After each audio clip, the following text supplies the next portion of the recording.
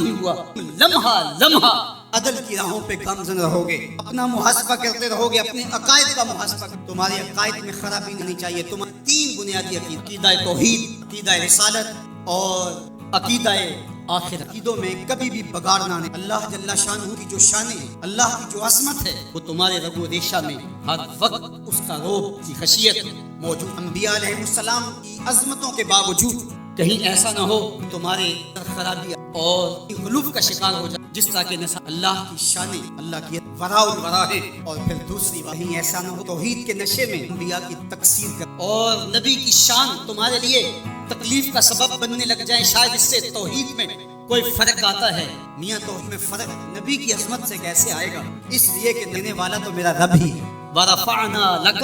ذِكْرَكَ۔ تیسری بات عقیدہ آخرت، آخرت کا عقیدہ یہ ہے ہم نے اس دنیا پر بیٹھنے بہرحال اللہ کی طرف سے جو اس کے علم میں متعین ہماری زندگی کو گزارنے کے بعد یہاں سے وہ ہم جب بڑھاپے میں چلیے عرض عمر کے بعد ہمیں یہ عمر ہم سے مغفر ہے، یہ اللہ، لیکن یہ طے شدہ ہے ہاں بیٹھ یہاں سے جا تو ایک دوسرا جہاں ہمارے لیے ایک ایک عمل ثم لتسألن یوم، اس نے ایک عمل اللہ اگر چاہے تو ہم سے کرے، وہ معاف کرنا چاہے تو کوئی پوچھ نہیں، اتنا بڑا پاپی کو گرفت کرنا ایمان کی رجا کے ایمان بین ایمان خوف اور امید کی درمیانی کیفیت، ڈر بھی لگا رہے، دھڑکا بھی لگے، چراغ بھی، فضل دی آس ہے، فضل کی امید بھی رہے لیکن خوف بھی طاری رہے، پکڑا بھی جا سکتا ہوں، گرفت بھی ہو سکتی ہے، اس کی پکڑ بھی بڑی سخت ہے۔ ان بطش ربک، تیرے رب کی پکڑ بہت سخت ہے، وہ پکڑتا ہے تو کوئی اس سے اپنا نہیں سکتا۔ اللہ اکبر، اس کی پکڑ کا خوف بھی رہے۔ ما یفعل اللہ بک، تمہیں عذاب دے، اگر تم اس کا شکر کرنا سیکھ جاؤ، امید بھی روشن رہے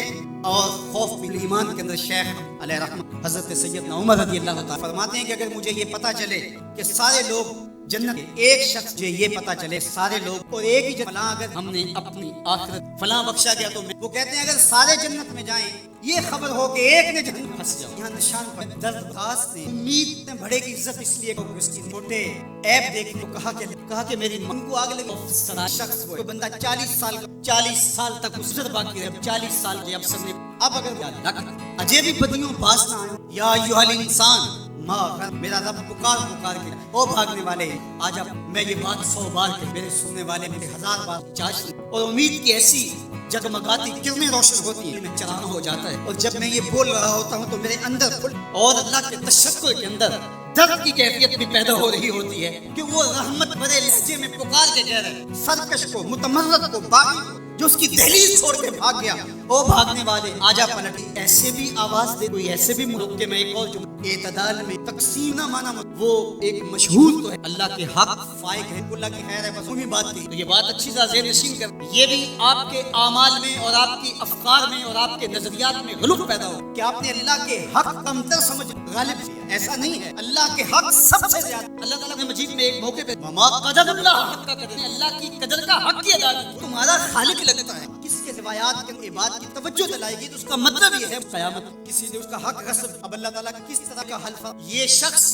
جس نے حق ہے اس کو اپنی دہک ہوئی آگ سے، اور ایک بندہ پھنسا ہے اور یہ بھی پھنسا ہوا تو اس کی جان اس کو اپنے نہ دے کے اس کی نیکیاں لے کے چھوٹ رہے، وہ کیسے معاف کرے؟ نہیں معاف کرے، اس لیے اس مان نے کہا کہ حکم بات میں کوتاہی نہیں کرے گا، وہ کے پاس ایک ہاتھ لگ جائے گا وہ تو غنیمت سمجھے، اس کا یہ مطلب بھی کہیں نہیں ہے بندے کے حق کہیں غالب اور زیادہ ہیں اللہ کے حق۔ اللہ ذی خالہ کا کہا تیرے حق میں آپ سے پوچھتا ہوں، اس دنیا پر اس عالم مادی سب سے زیادہ آپ کے، تو آپ سب حضور سے بھی من ابر ہو سب کس کے، تو میرے آقا کے، تو اس نے پھر دوبارہ سوال، پھر حضور پھر کہا حضور میں سب سے زیادہ نیک، تو 3 کے والد اولاد کی طرف، یہ ایک مرحلہ ولادت، اور تیسرا مرحلہ اس کی طرف، یہ 3 حق کو ماں یا اس کے تو ادا کر، حدت گرمی کہ گوشت کا ٹکڑا زمین پہ پتھر پہ ڈال دیا، کباب بن بے وفا ہو گئی ہے کی مرضی، اب وہ باپ بھی درد کر رہی والے اڈے پہ بیٹھا ہے، اور جب کوئی آتا ہے تو اس سے صحیح طرح سے اٹھا بھی نہیں، شخص کسی بیٹی کی فیس دینی، وہ باپ جس کی ہڈیاں دکھ رہی ہیں اور جا کے دیوار پر کلی کر رہا ہے، اس کی کمائی سے